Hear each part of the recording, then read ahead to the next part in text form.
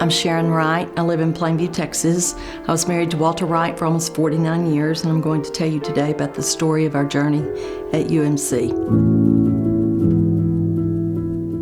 On the morning of March 17th, 2022, as the EMTs wheeled Walter out the front door of our home, it never occurred to me that he would not be coming back, which was really rather unusual because over the past 10 years we'd had many hospital stays, and on almost every hospital stay I had thought, is this the end?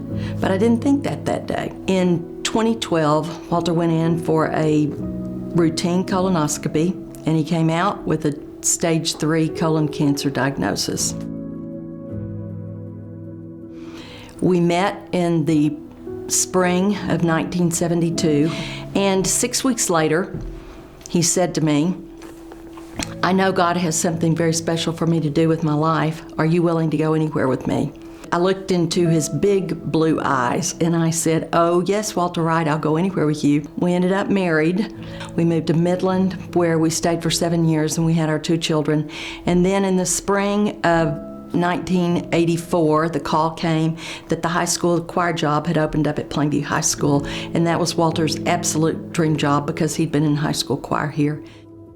And so as I look back, I think, and who but God could orchestrate his life so that the last 2 weeks that we spent together as a family and the last 2 weeks of our almost 49-year marriage would be spent in such an incredible place is what we were led to at UMC. So back to us wheeling out the front door and headed to the hospital. When I arrived at UMC, that was the first time I'd ever been in the emergency room at UMC. And when I walked in, I just immediately remember the security guard. But he directed me to where I needed to be. And I just remember feeling so safe. And like I just had this peace come over me, like we had come to the right place to take care of us at this point. Now, he was very lucid and very with it all during this time. There was absolutely nothing wrong with the man's mind. It was just his body was giving out. He's in the ICU and it's a bad situation, but I walk into the room and he's just him. He's just sitting there in the bed. "Hey, son, how's it going?" "Okay, well, I guess we're all right for now." But in visiting with the nurses and doctors and the entire support staff, quickly came to the realization that this may not end in the most optimal way. But I was so appreciative of all the doctors and nurses, especially Dr. Islam. When she came in, one of the things that I really noticed is she would walk in and when she'd start visiting with us and talking to my dad, she would take him by the hand, which I really admired because she would talk to him like I would talk to him, like my mom would talk to him, in just a very personal, almost as a member of the family. That bedside manner and the way that she cared for him, it was incredible, and I just took note of that, and all the nurses, the support staff, and everybody handled us in a very similar way to talk us through those situations, end-of-life situations, the discussions you've never had to have before. Having somebody there to kind of guide you emotionally and informationally through that was just such a blessing to us. One of the options was for him to discontinue dialysis, and that's the option that he chose. Jonathan and I told him, "This is totally your decision. Whatever you decide you want to do, we will totally support it." We had talked to Dr. Islam about, what the timeline was, and she said, "I don't know." And of course we knew he was in God's hands, and that it could be a few days or it could be up to 2 weeks. And so they moved him to the 3rd floor to the comfort care unit. That room was such a blessing because people began to stop by the hospital. Probably absolutely the most special thing that occurred. His students began to communicate with each other about what was going on.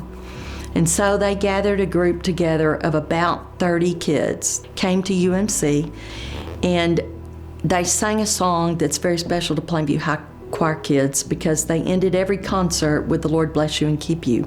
That is a tradition that has gone on for more than 50 years at Plainview High School. It still goes on today. And so in that hospital room, they surrounded his bed and they sang that song to him.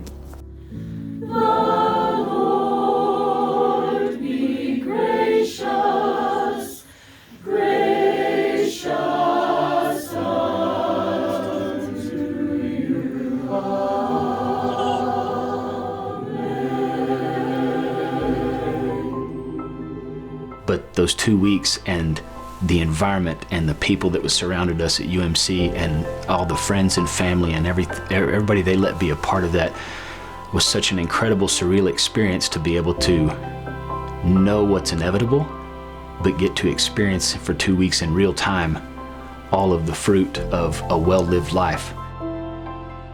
I can't say enough about the culture at UMC.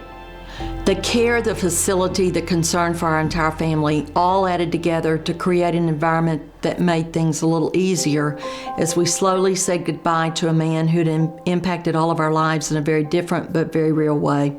There's nothing easy about losing the love of your life, a man you've shared everything with for the past almost 50 years, but UMC certainly made it an incredible experience. I always felt like Walter was as important to the caregivers as he was to us, not only from the doctors and the nurses, but the cleaning crew, the food service workers. It permeated every inch of that hospital. When we came to UMC, we had no idea it would be our last hospital stay for Walter.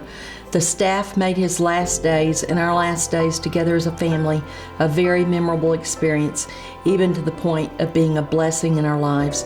We cannot begin to thank you enough for what those days meant to us.